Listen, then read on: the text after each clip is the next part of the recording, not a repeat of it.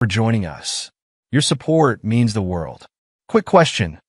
Where are you listening from today? Which city? Which country? Drop it below. Now let's dive into today's story. Clay Martin's hands tightened on the steering wheel as he turned on a Maple Drive, his mind still processing the dispatcher's scheduling change that had sent him home 3 hours early. After 15 years at the emergency dispatch center, he'd learned to appreciate these rare moments of unexpected free time. Maybe he'd surprise Sophie and Max with their favorite takeout, make an ordinary Thursday feel special. The late afternoon sun cast long shadows across his front lawn as he pulled into the driveway, noticing Sophie's backpack thrown carelessly on the porch steps. His 16-year-old daughter was usually more careful with her things.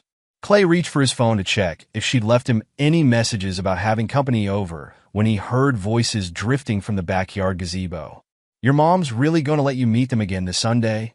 A male voice, Tyler, Sophie's boyfriend of 6 months, carried clearly through the crisp spring air. Clay's hand froze on the car door handle. Something in Tyler's tone made him pause.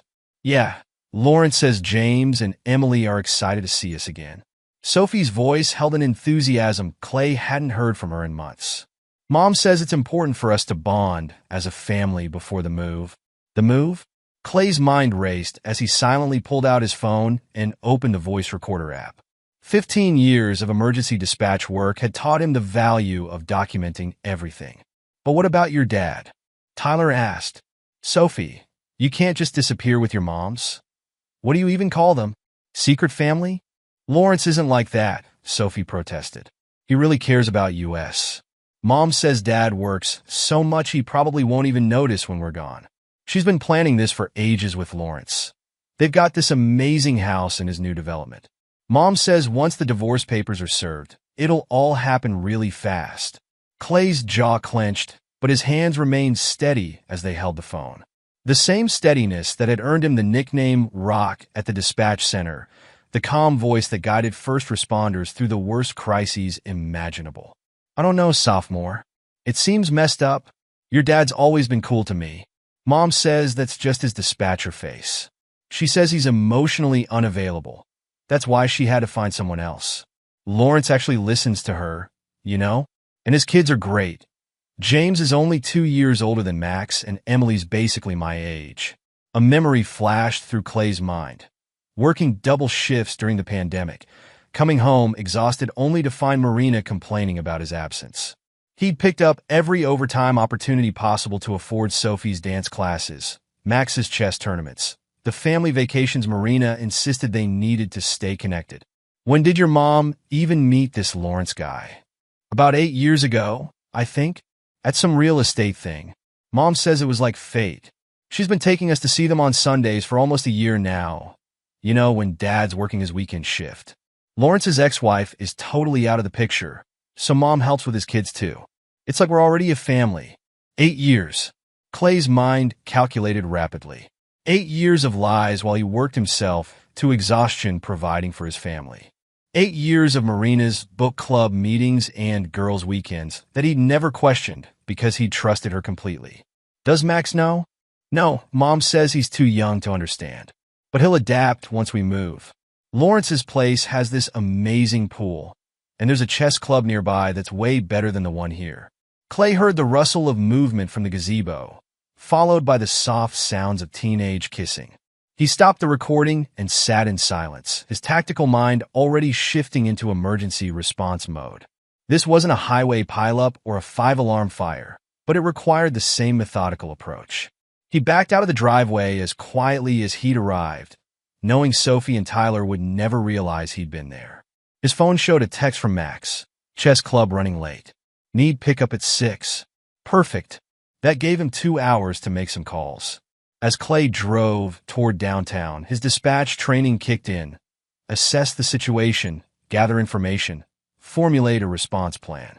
Marina might think she knew him, but she'd never understood that his dispatcher face wasn't a mask. It was the core of who he was. The steady hand that never wavered, the calm voice that guided others through their worst moments, the strategic mind that could coordinate multiple response teams simultaneously. Now those skills would serve a different purpose. His first call was to a number he'd saved years ago, but never thought he'd use. Rebecca Sanders, a private investigator recommended by a detective he worked with regularly. She answered on the second ring. "Miss Sanders? This is Clay Martin. I find myself in need of your services, and I understand discretion is your specialty." Rebecca Sanders' office matched her reputation. Professional, understated, and meticulously organized. Clay sat across from her desk 3 days later, reviewing the preliminary findings that justified every penny of her substantial retainer. "Lawrence Hart," Rebecca began, sliding a thick folder across the desk. "Real estate developer, specializes in luxury communities. Divorced twice, both times under similar circumstances to your situation. He has a pattern of targeting married women, particularly those with access to significant financial resources." Clay opened the folder, studying the photograph of a man whose carefully cultivated charm couldn't quite mask the predatory glint in his eyes. Lawrence Hart looked exactly like the type of man who would convince a woman to destroy her family. Expensive suit, practiced smile, and an air of entitled arrogance. "Tell me about the money," Clay said, his voice carrying the same professional detachment he used during major crisis calls. Rebecca pulled out several bank statements. "Your wife has been systematically transferring funds to a separate account for the past 5 years. Small amounts at first, but increasing significantly over the last 18 months. The account was set up through offshore channels by this man." She placed another photo on the desk. Clay's hand tightened imperceptibly on his armrest. Ronald Chavez, his best friend of 20 years, smiled up from the photograph. "Ronald has been helping Marina hide the money?" The betrayal twisted in Clay's gut, but his face remained impassive. "He's done more than that," Rebecca continued. "His wife, Janice Roberts, has been providing alibis for Marina's Sunday meetings with Hart and his children. They've created quite an elaborate cover story involving charity work and women's support groups." Clay thought of all the Sunday dinners he'd missed with his family while working overtime, the times Marina had told him she was helping Janice with various charitable causes. The pieces clicked into place with the same terrible clarity as when he pieced together clues during a major emergency response. "There's more," Rebecca said, her tone softening slightly. "Hart's new development, Riverside Estates, includes a house that's been reserved under a shell company. The paperwork traces back to an account funded partially by your inheritance from your parents. The inheritance he'd received 5 years ago after his father's death. Money he'd entrusted to Marina to invest for their children's college funds." Clay's fingers drummed once on the armrest, his only visible reaction to the news. "What about Hart's children?" "James, 14, and Emily, 17. Their mother, Teresa Fletcher, lost primary custody during their divorce 3 years ago. Hart's lawyers painted her as unstable and career-obsessed. Sound familiar?" Clay nodded. It was the same narrative Marina had started weaving about him. The workaholic father too busy saving other people's lives to care about his own family. "I want everything," Clay said quietly. "Every meeting, every phone call, every dollar. Most importantly, I want to know exactly what she's told our children." Rebecca's eyes narrowed thoughtfully. "There's something else you should know. Your wife's been meeting with a family court mediator, building a case for primary custody. She's documenting your work hours, painting a picture of an absent father." "How long?" "The meeting started 6 months ago. She's laying groundwork for a smooth transition once she serves you with divorce papers." Hart's lawyers are known for aggressive custody battles. Clay stood, straightening his jacket with the same precise movements he used when preparing for a major crisis response. "I need surveillance on all Sunday meetings. I want to know exactly what my children are being told and how they're being manipulated. And Miss Sanders? I want Teresa Fletcher's contact information." "Already ahead of you," Rebecca smiled, handing him another file. "Miss Fletcher has been quite interested in Hart's new relationship. She's documented some interesting patterns in how he operates." As Clay left the office, his phone buzzed with a text from the dispatch center. A new automated system was being proposed that would eliminate half the staff positions. He allowed himself a grim smile. Marina had no idea that while she plotted her escape, she'd chosen the exact wrong moment to underestimate him. The emergency dispatch center hummed with tension as Clay stood before the assembled staff, his presence commanding attention despite the early hour. 30 pairs of eyes fixed on him. waiting for his response to the automation proposal that threatened their livelihoods. The company claims their AI can replace human judgment. Clay's voice carried clearly through the room. I invite them to handle a multi-vehicle pileup with hazardous materials, trapped children, and conflicting witness reports. Let's see their algorithm manage that. Andrea Small, the department director, nodded approvingly from her position near the door. She'd always appreciated Clay's ability to cut through chaos to the heart of any crisis. Clay's right, she added. We're not just dispatchers. We're the first line of crisis management. No computer can replace human intuition and experience. As if on cue, the emergency lines lit up. Multiple calls reporting a major accident on Highway 27. Exactly the kind of scenario Clay had just described. He moved to his station with practiced efficiency, already coordinating with Kayla Harper, the paramedic instructor who served as their primary field training liaison.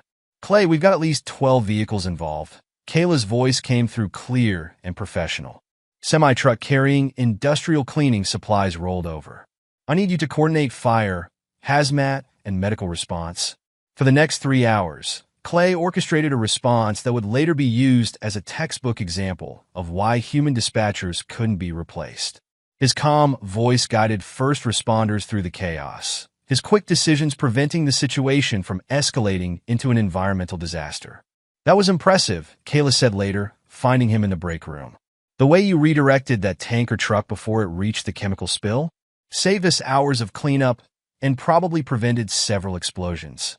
Clay accepted the coffee she offered, noting the concern in her eyes. They'd worked together for 5 years, long enough for her to notice the subtle changes in his demeanor lately. Something's wrong, isn't it? She asked quietly. You've been different these past few weeks. More focused, if that's even possible. Just dealing with some personal matters, Clay replied, his tone giving nothing away. Speaking of which, I need to make a call. Excuse me? In the privacy of his office, Clay connected with Megan Ruiz, the divorce attorney whose reputation for handling complex cases matched his own standards for precision. Mr. Martin, I've reviewed the evidence your PI gathered. Megan's voice was sharp and professional. Your wife's actions, using your inheritance, planning to remove the children from their schools, the secret meetings, they all work in our favor. But timing will be crucial. I understand, Clay replied, watching through his office window as the automated system salesman packed up their presentation materials. How long do you need to prepare everything? Give me 2 weeks to document everything properly. In the meantime, maintain your normal routine. Any change in behavior could alert her. Clay ended the call and returned to the dispatch floor, where Andrea was waiting with news about the automation proposal. The board wants you to head up a committee to evaluate the human element in emergency response, she said. After today's performance, they're reconsidering the automation timeline. I'll have a preliminary report ready by next week, Clay assured her, already seeing how this crisis could work to his advantage. Extra hours at the office would provide perfect cover for his meetings with lawyers and investigators. The day shift ended with a department meeting where Clay presented a compelling defense of human dispatchers, his arguments strengthened by the morning's successful crisis management. His colleagues' appreciation was evident in their faces, their trust in his leadership absolute. If only they knew that while he fought to save their jobs, he was systematically preparing to dismantle the elaborate deception that had corrupted his family. But that's what dispatchers did best. Managed multiple crises simultaneously, maintained calm in the face of betrayal, and coordinated responses that would save what mattered most. As Clay drove home that evening, he allowed himself a moment of cold satisfaction. Marina thought she had orchestrated the perfect exit strategy, but she'd forgotten one crucial detail. She'd married a man who specialized in emergency response. And now, as he gathered evidence and built his case, he was responding to the greatest emergency of his life with the same methodical precision that had made him legendary in the dispatch center. The foundation of his family might be cracked, but he would ensure that when everything finally crumbled, he and his children would be standing on solid ground. The morning sun cast long shadows across Megan Ruiz's conference room as Clay spread out the evidence collected over the past month. The divorce attorney studied the documentation with the same precision Clay applied to his emergency protocols. Your PI has been thorough, Megan noted, sorting through bank statements and surveillance photos. Marina's been surprisingly careless with her digital footprint. Arrogance makes people sloppy, Clay replied, his voice carrying the same steady calm he maintained during crisis calls. She thinks I'm too focused on saving my dispatch team to notice what's happening at home. Speaking of which, Megan pulled out a particularly damning document. How did you discover the connection between your inheritance and Hart's property purchase? Rebecca Sanders found the paper trail. Marina used my parents' inheritance money as a down payment on a house in Hart's new development. She actually forged my signature on several documents. The door opened, and Rebecca entered with a woman whose designer clothes couldn't hide the bitterness in her eyes. Mr. Martin, meet Teresa Fletcher, Lawrence Hart's second ex-wife. Teresa's handshake was firm, her gaze direct. When Rebecca told me about your situation, I recognized Lawrence's pattern immediately. He's doing to your wife exactly what he did to me, promising a perfect new family while hiding his assets offshore. Tell him about the tax evasion, Rebecca prompted. Teresa pulled out her own file. Lawrence has been underreporting his income for years. He creates shell companies for each development project, funnels money through them, then dissolves them before the IRS can track the funds. I discovered this during our divorce, but his lawyers buried my evidence. Clay's tactical mind was already mapping out the implications. And now Marina is helping him hide money through accounts that Ronald set up. Exactly, Megan confirmed. We've documented every transfer. Marina's not just complicit in Hart's tax evasion. She's actively participating in fraud by using your inheritance money without authorization. What about the children? Clay asked Teresa. How did Hart manipulate custody during your divorce? Teresa's laugh was bitter. He painted me as a workaholic mother who prioritized my career over family. Sound familiar? He's been using the same playbook for years. Isolate the wife from her support system, bond with the children, then use them as leverage during the divorce. Clay nodded, thinking of Sophie's enthusiastic descriptions of her Sunday family. Marina's been taking our children to his house every weekend, integrating them with his kids before the split. Classic Lawrence, Teresa spat. He did the same thing with the woman before me. Gets the kids attached, makes the transition seem natural. Then once the divorce starts, he uses that relationship to argue for custody. Not this time, Clay said quietly, his tone carrying the same authority he used during major emergencies. Megan, I want to restructure all my finances without alerting Marina. Teresa, I need everything you have on Hart's business practices. And Rebecca, keep tracking those Sunday meetings. I want to know exactly what my children are being told.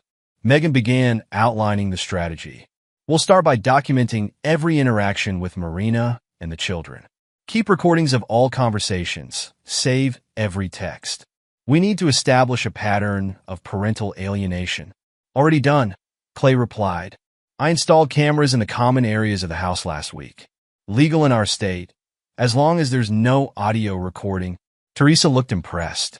You're more prepared than I was. I let Lawrence blindside me with his custody suit. I coordinate emergency responses for a living, Clay explained. The key is staying ahead of the crisis, anticipating every possible complication before it happens.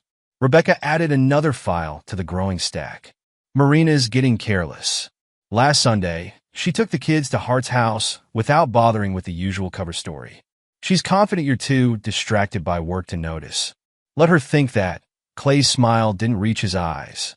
While she's planning her exit strategy, we'll be documenting every move she makes. The meeting continued for another hour, each participant contributing to the intricate strategy. Clay's dispatch training served him well as he coordinated multiple streams of information, building a case that would leave no room for Marina or Hart to maneuver. As they wrapped up, Teresa pulled Clay aside. Lawrence thinks he's untouchable. That's his weakness. He's done this so many times he's gotten sloppy. Use that. Clay nodded, already thinking of the next phase. Thank you for your help, Ms. Fletcher. I promise you, this time Hart's pattern stops here. The anonymous tip about Ronald Chavez's unlicensed contracting work hit the regulatory board on a Tuesday morning. By Wednesday, investigators were combing through his business records, uncovering a pattern of fraud that extended far beyond building permits. Clay watched the developments from his office at the dispatch center, maintaining his usual professional demeanor while his former best friend's world began to crumble. The same day, an ethics investigation launched at Janice Roberts' real estate firm, triggered by concerned citizens questioning her involvement in suspicious property deals. Clay? A woman's hesitant voice drew his attention. He looked up to find Marina's sister, Gabriella Fink, standing in his doorway. Her eyes darted nervously down the hallway before she stepped inside. Gabriella, this is unexpected. She closed the door quietly. I can't stay long. Marina can't know I was here. She placed an envelope on his desk. These are copies of emails between Marina and Lawrence. She's been planning something terrible. Clay opened the envelope, already suspecting what he'd find. The emails confirmed everything, detailed plans to move the children, manipulate custody arrangements, even scripts for how to present their new family to the court. Why are you showing me this? Clay's voice remained neutral, though his mind was already incorporating this new evidence into his strategy. Gabriella wrung her hands. Because what she's doing is wrong. The way she talks about you to Lawrence, the lies she's telling the children, it's not right. And Lawrence, he's not who Marina thinks he is. Explain. His business partner, Stephen Fry, contacted me. The IRS is investigating their company. Lawrence has been using Marina to hide assets, just like he did with his ex-wives. Once the investigation goes public, he'll abandon her to save himself. Clay leaned back, studying Marina's sister. And you're telling me this because despite what Marina thinks, you've been a good husband and father. Sophie and Max deserve better than being pawns in her fantasy life with Lawrence. After Gabriella left, Clay made a series of calls. Within hours, Stephen Fry was cooperating with federal investigators, trading information about Hart's tax evasion for leniency. Meanwhile, life continued as normal on the surface. Clay maintained Max's chess club schedule and attended Sophie's school events, documenting every instance of Marina's absence or manipulation. His cameras captured her whispered phone conversations with Hart, her attempts to poison the children against him, her growing carelessness as she focused on her escape plans. Teresa Fletcher proved invaluable, her bitter experience with Hart providing a roadmap of his tactics. He's following his usual pattern, she reported during their weekly update. The house and his development, the gradual integration of the families, the offshore accounts, he's getting predictable. Predictable means vulnerable, Clay replied, reviewing the latest surveillance reports. How's the evidence of child support fraud coming along? Teresa's smile was sharp, documented and ready. He's been hiding income to reduce payments to our children for years. The IRS will be very interested. The pieces were falling into place faster than Clay had anticipated. Marina, consumed with her exit strategy, failed to notice the systematic dismantling of her support network. Ronald faced criminal investigations. Janice's professional reputation was in tatters, and Hart's business empire was beginning to show cracks. Even at work, where Clay continued to lead the fight against automation, his colleagues noticed a change in him. Not in his performance. He remained the steady hand during crises, but in his demeanor. There was a cold precision to his actions now, a calculated efficiency that went beyond his usual methodical approach. You seem different lately, Kayla observed during a quiet moment between calls. More focused, if that's possible. Clay allowed himself a small smile. Let's just say I'm applying my crisis management skills to a personal situation. Need any help? She offered, her concern evident. Actually, Clay replied, thinking of the next phase of his plan, I might need a witness statement about my work performance. For documentation purposes. Kayla's eyes narrowed in understanding. Just tell me when. The trap was a masterpiece of timing and coordination, worthy of the most complex emergency response Clay had ever managed. Each element was precision-timed. Each participant knew their role, and Marina never saw it coming. It began on a Monday morning when the IRS announced their investigation into Hart Development Corporation. Clay, monitoring from his office, watched the dominoes begin to fall. His phone buzzed, a text from Rebecca Sanders. Marina's at the bank. Operation launched. Clay allowed himself a moment of satisfaction as he imagined Marina's face when she discovered her secret accounts frozen by banking authorities. The official explanation would cite potential connection to Hart's tax investigation, but Clay knew the truth. Every transfer, every forged document, had been meticulously documented and reported. The second phase triggered automatically. Marina's credit cards were declined as she attempted to make deposits on a new house in Hart's development.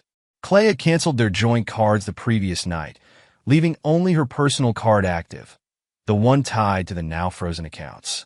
At precisely 2:15 p.m., as Marina sat in her real estate office preparing property listings, a courier delivered the divorce papers. Clay had chosen the timing deliberately, late enough in the day to disrupt her work, but early enough to ensure maximum exposure. Simultaneously, evidence packages were delivered to all involved parties. Ronald Chavez received notice of his contracting license suspension. Janice Roberts faced an ethics board hearing. Hart's business partners got copies of federal tax investigation documents. Marina's family received proof of her systematic deception. Clay monitored the aftermath from his command center at work, where he was ostensibly focused on a major system upgrade. In reality, he coordinated with his team of allies as years of Marina's careful planning imploded in a single afternoon. Hart's assets are frozen, Teresa reported via secure message. He's already throwing Marina under the bus to save himself. Marina tried calling me, Gabriella texted. She's hysterical. Says you've ruined everything. Clay's phone lit up with Marina's name. He let it ring through to voicemail, recording every desperate message as she realized the extent of her situation. No more secret accounts, no dream house in Hart's development, no carefully orchestrated exit strategy. The final blow came from an unexpected quarter. Hart's children, James and Emily, publicly denounced their father's pattern of family destruction. Their social media posts, carefully orchestrated with Teresa's help, went viral in their community. You orchestrated all of this, Megan said admiringly during their end-of-day update. Every single element timed perfectly. Clay's response was calm, but his eyes held a cold satisfaction. I'm an emergency dispatcher, Megan. My job is to coordinate responses to crisis situations.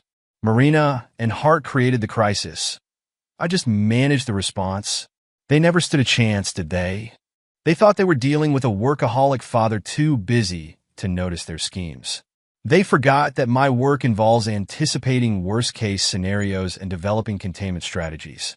As Clay drove home that evening, his phone filled with messages from the devastated members of Marina's conspiracy. He ignored them all, focusing instead on the text from Max. Dad, can you help me prepare for the chess tournament this weekend? Everything else could wait. He'd sprung his trap perfectly, dismantling Marina's elaborate plans with surgical precision. Now it was time to focus on what really mattered, his children and the future he'd protected for them. The war wasn't over. Marina would certainly retaliate once she recovered from the initial shock. But Clay had anticipated that too. After all, managing ongoing crises was his specialty, and he'd made sure to keep plenty of evidence in reserve for the battles to come. Marina's voice echoed through the local news station's morning broadcast, her carefully rehearsed victim narrative falling flat against the mountain of evidence Clay had released. My husband is a manipulative workaholic who's turned my own children against me, she claimed, tears perfectly timed for the camera. He's fabricated evidence to destroy my reputation and steal my family. In the dispatch center break room, Clay's colleagues watched the interview with barely contained disgust. Andrea Small clicked off the TV before Marina could continue her performance. That woman has some nerve, Kayla Harper muttered, standing protectively near Clay. After what she did to your family. Clay maintained his usual composed demeanor, checking his phone as another text from Sophie arrived. His daughter had been reaching out constantly since the truth exploded into the open. Dad, can we talk? Please? I need to tell you everything. He arranged to meet Sophie at a quiet cafe after his shift, choosing neutral ground for what he knew would be a difficult conversation. When he arrived, she was already there, looking smaller and younger than her 16 years. I'm so sorry, Dad, she burst out as soon as he sat down. I should have told you what Mom was doing. The way she made us lie about those Sunday meetings, how she kept saying you were too busy to care. Clay's voice remained gentle but firm. Tell me everything, Sophie. No more secrets. The story poured out. How Marina had gradually introduced Hart and his children into their lives, painting pictures of a perfect blended family. How she'd manipulated Sophie's teenage desire for understanding, using Hart's daughter Emily as bait for friendship. She made it seem so natural. Sophie's voice cracked, like we're just making new friends. But then she started saying things about you. How you cared more about your job than us, how Lawrence would be a better father. And you believed her? No. I mean, sometimes I was confused, but Sophie wiped her eyes. Tyler kept saying it felt wrong. He actually started recording some of Mom's conversations because he was worried about how she was manipulating me. Clay made a mental note to reassess his opinion of Sophie's boyfriend. The boy had shown better judgment than he'd expected. Later that evening, Max caught Clay in his home office.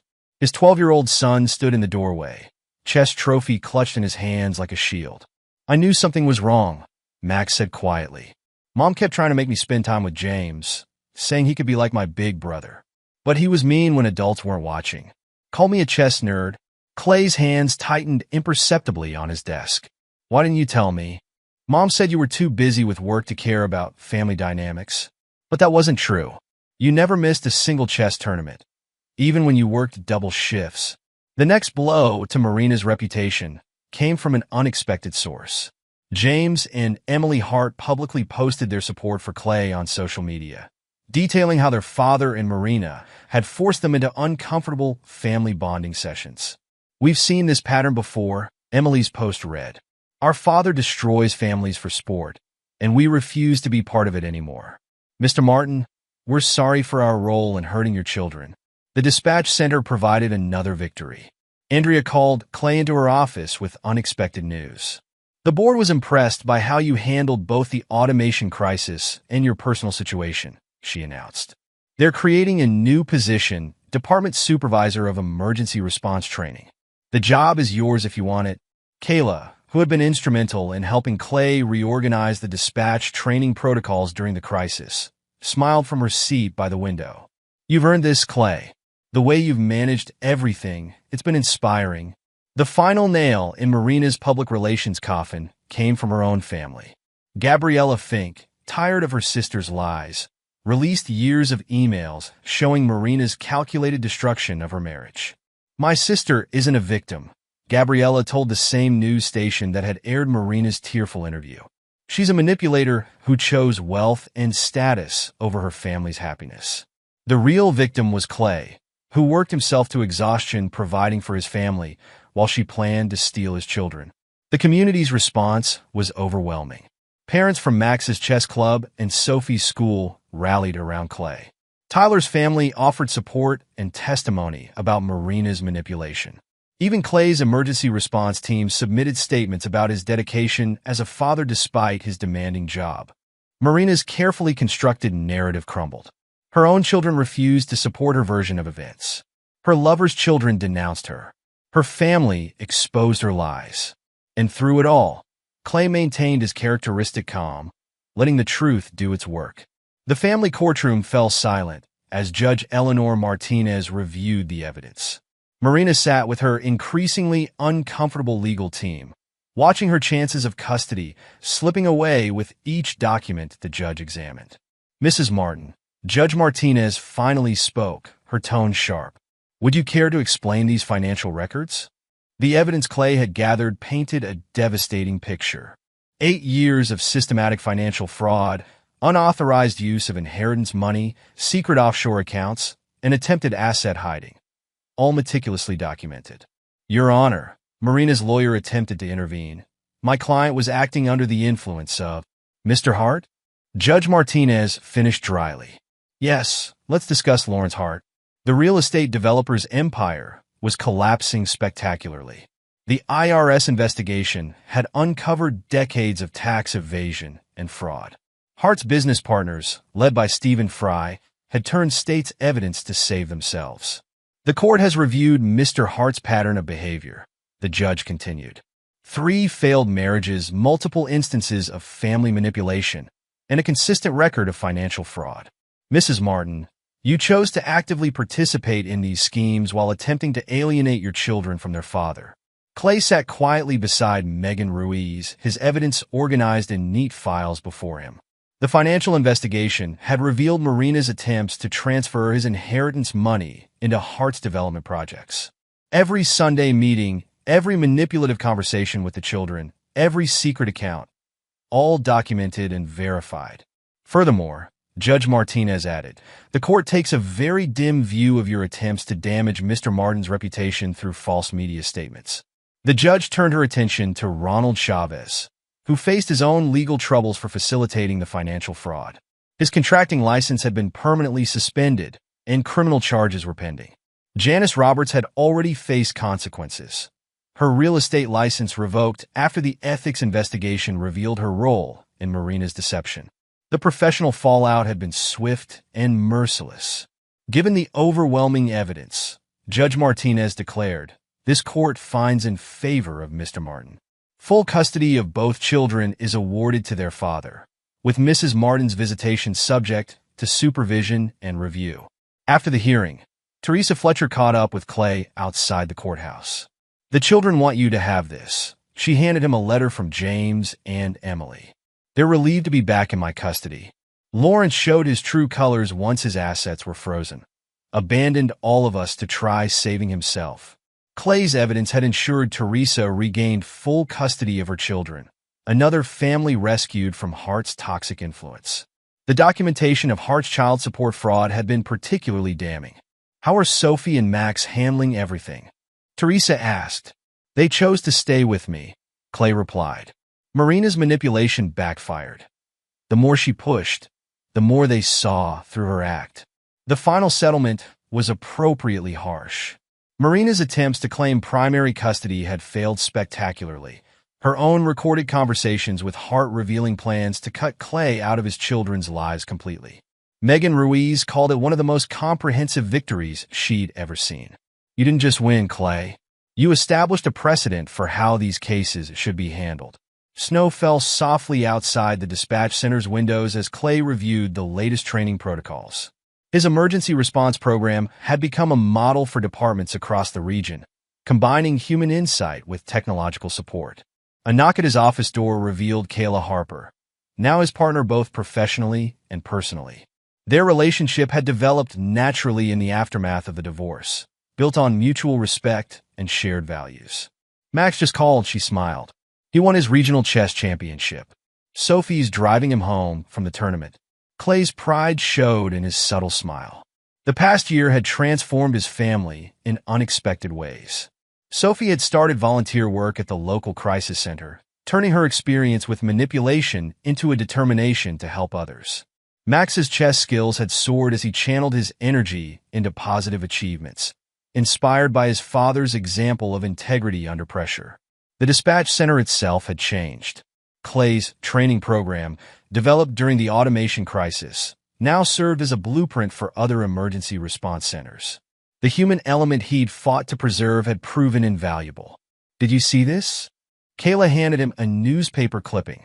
Marina had moved to Arizona after Hart abandoned her, her dreams of wealth and status shattered. Hart himself faced federal charges, his carefully constructed empire dismantled by the evidence Clay had gathered.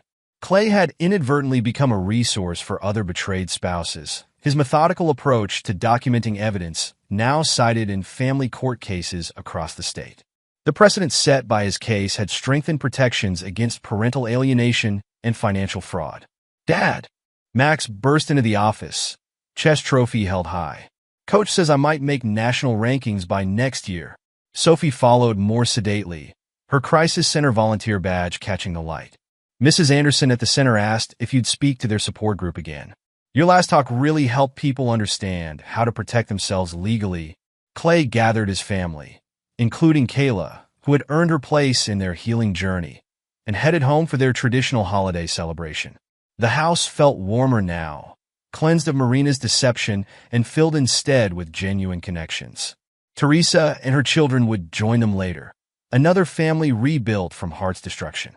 Even Tyler, now Sophie's steady boyfriend, had been invited, his early warning about Marina's manipulation earning him a place in their trusted circle.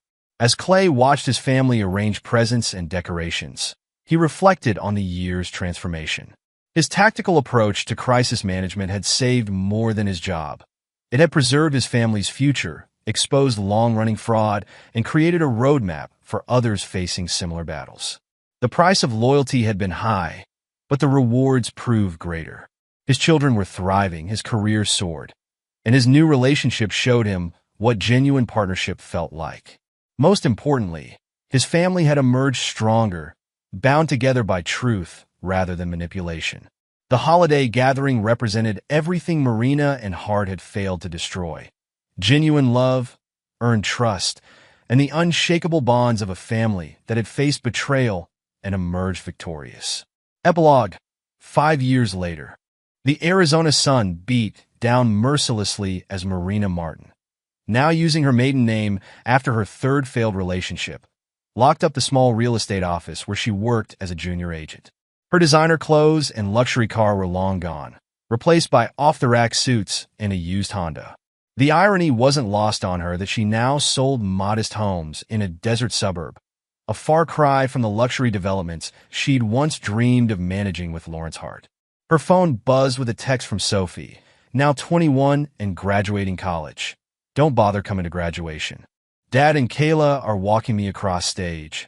Marina's attempts to reconnect with her children over the years had met with consistent rejection.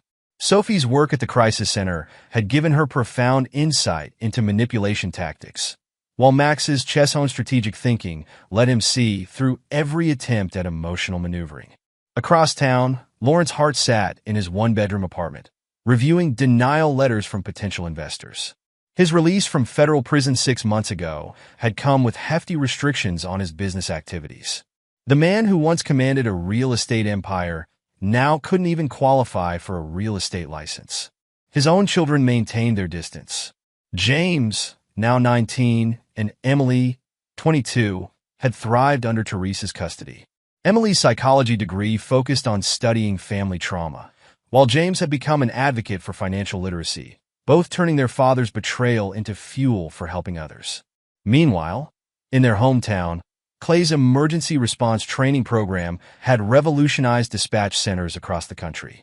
The integration of human judgment with advanced technology had saved countless lives, earning him national recognition in the emergency response field.